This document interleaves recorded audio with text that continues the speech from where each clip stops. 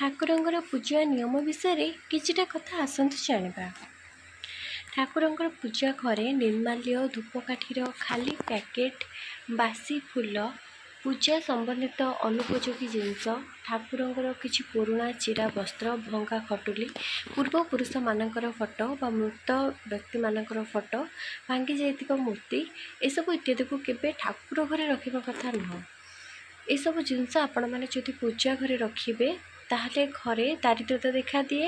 ତା ସହିତ ଅନେକ ଅସୁବିଧାର ସମ୍ମୁଖୀନ ହେବାକୁ ପଡ଼ିଥାଏ। ନକାରାତ୍ମକ ଶକ୍ତିମାନେ ମଧ୍ୟ ଘରେ ବାସ କରନ୍ତି।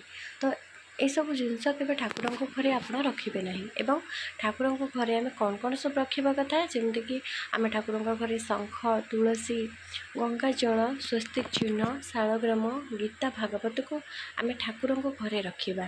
ଏମିତି କଲେ ଘରୁ ନକାରାତ୍ମକ ଶକ୍ତି ଦୂର ହୋଇଥାଏ। ଘରେ ସୁଖ ସମୃଦ୍ଧି ବଢ଼ିଥାଏ। ଘରେ ଖୁସି ଆନନ୍ଦରେ ସମସ୍ତେ ରହିଥାନ୍ତି। ବାଡ଼ିରେ ଆମେ ଯେଉଁ ଫୁଲ ବା ପନିପରିବା ଗଛ ବା ଫଳ ଗଛ କିଛି ବି ଲଗାଇଥାଉ, ସେତେବେଳେ ଯେତେବେଳେ ପ୍ରଥମ ଫୁଲ ଫୁଟିଥାଏ ବା ଫଳ ଫଳିଥାଏ ବା ପନିପରିବା ଫଳିଥାଏ, ତ ଆମେ ପ୍ରଥମେ ଭଗବାନଙ୍କ ପାଖରେ ହିଁ ତାଙ୍କୁ ନେଇକି ଭୋଗ ଲଗାଇବା, ତାପରେ ଆମେ ନିଜେ ଖାଇବା। ଆପଣମାନେ ମନ୍ଦିରରେ ମଧ୍ୟ ଯାଇକି ଗଛରେ ଫଳିଥିବା ପ୍ରଥମ ଫଳ ବା ପ୍ରଥମ ଫୁଲ ଆପଣ ଠାକୁରଙ୍କ ପାଖରେ ଭୋଗ ଲଗାଇ ପାରିବେ। ଫଳ ମଧ୍ୟ ଭୋଗ ଲଗାଇ ପାରିବେ। ଆଉ ପୂଜା ସରିଲା ପରେ ଆପଣମାନେ ପ୍ରସାଦ ଭାବରେ ଏହାକୁ ପାଇପାରିବେ। ଆଉ ଯଦି ପରିବା କିଛି ଭୋଗ ଲଗାଇଥିବେ ତାହେଲେ ସେଇଠି ପ୍ରସାଦ ମଧ୍ୟ ବନିଥାଏ ମନ୍ଦିରମାନଙ୍କରେ, ସେଇଠି ଆପଣମାନେ ପ୍ରସାଦ ବନାଇବା ପାଇଁ ସେ ପରିବାକୁ ଦେଇପାରିବେ। ଯଦି ଆପଣ ନ ଦେଉଛନ୍ତି ତାହେଲେ ଘରକୁ ଆଣିକି ଆପଣ ନିଜେ ମଧ୍ୟ ତାକୁ ବନେଇକି ଆପଣମାନେ ସେବନ କରିବେ। ବହୁତ ଦିନ ଧରି ଚେୟାରକୁ ସ୍ଥାୟୀ ଭାବରେ ଗୋଟିଏ ସ୍ଥାନରେ ଖାଲି ରଖନ୍ତୁ ନାହିଁ। ମାନେ ଚେୟାରର କିଛି କାମ ହେଉନି, ଆପଣମାନେ ସେଇ ଗୋଟିଏ ସ୍ଥାନରେ ସେ ଖାଲି ଚେୟାରଟା ସେମିତି ପଡ଼ିଥିବ, ଏଇଟା କେବେ କରିବେ ନାହିଁ।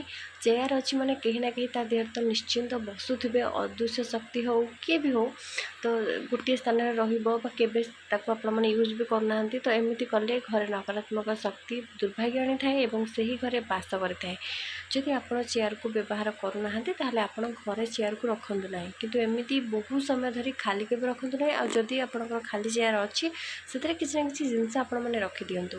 କିଛି ମାନେ କପଡ଼ା ହେଲା, କିଛି ଜିନିଷ ଆପଣମାନେ ସେଇ ଉପରେ ରଖିଦିଅନ୍ତୁ। ଚେୟାର ଉପରେ ଖାଲି କେବେ ରଖିବେ ନାହିଁ।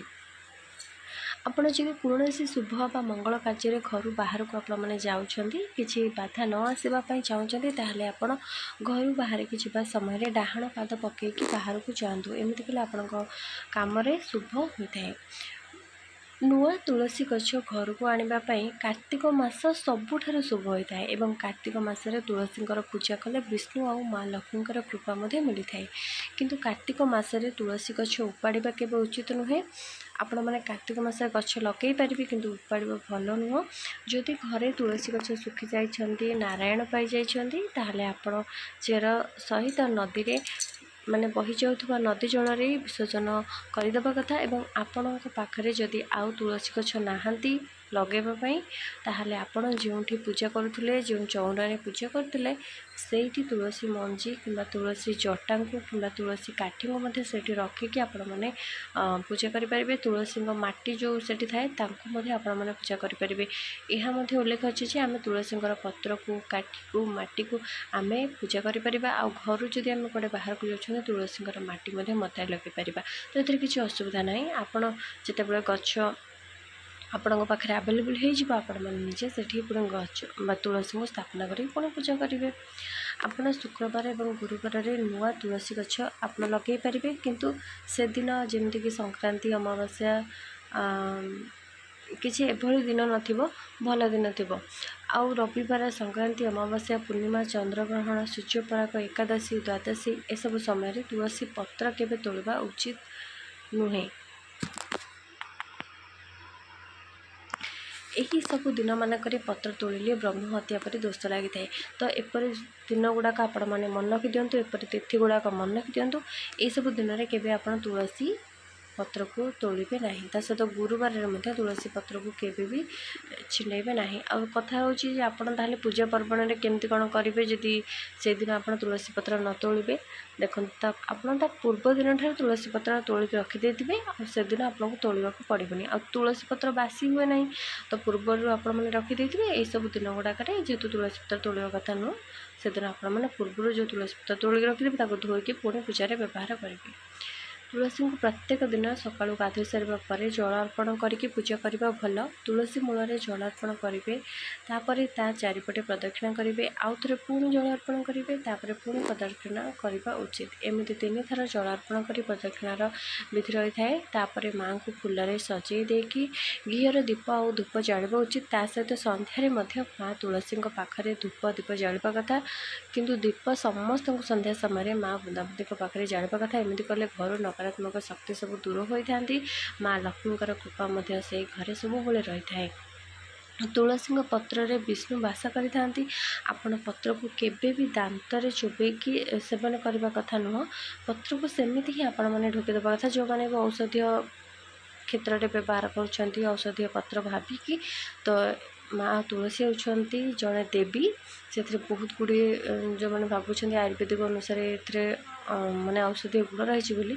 तो से चाहते सेवन करने ढोकी दिंतु केवे दांत सेमती चोबेबे ना। घरे उभय आपण धला तुलसी और कला तुलसी लगेवा कथा। तुलसी बिना प्रभु जगन्नाथ कृष्ण एवं श्रीहरि विष्णु केवे प्रसाद ग्रहण करते ना। आपण प्रत्येक दिन पूजा ठाकुर को तुलसी पत्र सजई पारे बढ़िया से और तुलसी पत्र भोग अर्पण करें। प्रभु को जिते बड़े आपण मैंने पानी अर्पण कर ग्लास रखुं से तुलसी पत्र पकईकि आपण भगवान को जल अर्पण करें। तुलसी पत्र सुखी जाइए आपण यहाँ धोईकी श्रीकृष्ण को जगन्नाथ को विष्णु को अर्पण करें। तुलसी पत्र केवे बासी हूँ ना कि भगवान शिव गणेश और दुर्गा को विष्णु बा शिव अंशी जिते सब देवादेवी रहिले केवे तुलसी पत्र अर्पण करेंगे ना। आ जिते सब विष्णु अंशी देवादेवी रहिले समस्त आपण तुलसी पत्र अर्पण करें। तुलसी जटा जदि बढ़ी जाती ताहले आपण तोड़ी दबा कथा। जटा हेउछि माँकर नख सदृश। यही मंजी को प्रसाद रे मध्य व्यवहार करा जाय परिबो। से जटा को आपण रखी भोगर मध्य लगे पारिबे। संध्या समय शोइबा खाइबा केबे उचित नुह। यही काम कले घरे दारिद्रता देखा दे थाए। संध्या समय महिला मान को चुट्टी मुकुला कर केबे रखिबा कथा नुह कि शोइबा समय मध्य चुट्टी मुकुला कर रखिबा कथा नुह। सब बेले केस को बांधिकी रखिबा कथा।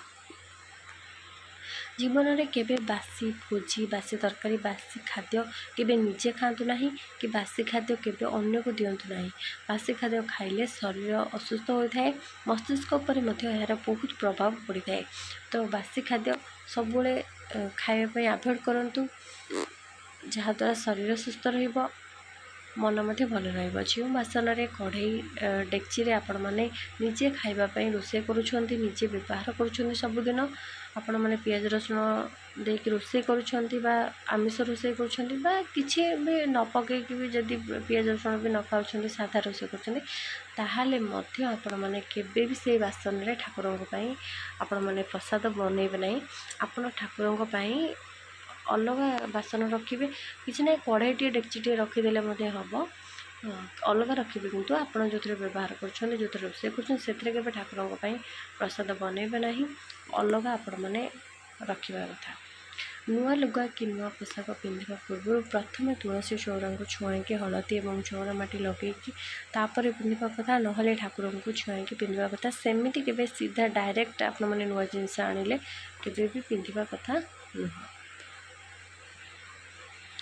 घर अगणार माँ वृंदावती को स्थापना करके पूजा करने कथा। जदि आपणकर अगणा ना कि सुविधा ना आपण मैंने ऊपर महल बालकनी लगे पारे। आ ऊपर महल जब वयस्क लोक मैंने रोचे तौक सब आसिकी पूजा करने संभव हो पारनी आपने बालकनी तुलसी को स्थापना कर पूजा करें। आपण मैंने चाहिए तल घरे बाड़ी गोटे तुलसी को पूजा करें स्थापना करी बालकनी आउ एक तुलसी को स्थापना कर पूजा करें। यहीपरि भाव में आपण मैंने दुईटी तुलसी को घरे रखी पूजा करें। आउ तुलसी पूजा जिते करेंगे स्थापना जिते करेंगे आपण मैंने पूर्व दिग कि पूर्व उत्तर कोण रखिकी पूजा करेंगे। अलग कौन दिगरे रखिए ना। विशेषकर दक्षिण दिग को तुलसी को स्थापना करी केबे पूजा करा जाए ना। एमती कले तार विपरीत फल हमको प्राप्त होता है। ओली तले आजबेस्ट तले केबे भी माँ वृंदावती को स्थापना कर पूजा करेंगे ना। एमती कले ओली पानी तुलसी माँ ऊपर पड़ी थाए यह भल नुहे। आ जो मैंने ड्रेस पटा सफा माने सुखौं से पानी पड़ुची सेमती जगार मैंने मुंडाबंदी को केवे स्थापना करेंगे ना।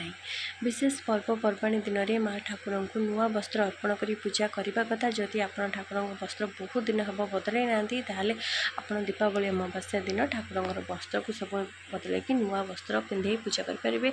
जदि पूजा घरे बहुत पुराना फोटो अच्छा ठाकुर मुख आ देखा जाऊना ताहले आपण मैंने से फोटो को पूजा करूँ ना। आपण मैंने दीपावली अमावास्या से फोटो को बदल कि नुआ फोटो सब ठाकुर आणिकी से दिन पूजा करेंगे। एमती बेसी पुराना फोटो ठाकुर पूजा कराए ना। प्रतिदिन ठाकुर घर को आपण मैंने सफा रखा कथा, सफा करने कथा। किंतु ठाकुर घर सब सफा करने सबुठ भल दिन हूँ बुधवार। आपण मैंने सब सप्ताह बुधवार दिन माने ठाकुर को बढ़िया से सफा करूँ से घरटा पूजा घरटा माने जमती किसी अड़ंदू धूली मूली किसी जमी न रही डीप क्लीन कर दिंतु। आ भल बुधवार दिन सबुठ भल ठाकुर घर को सफा रखा।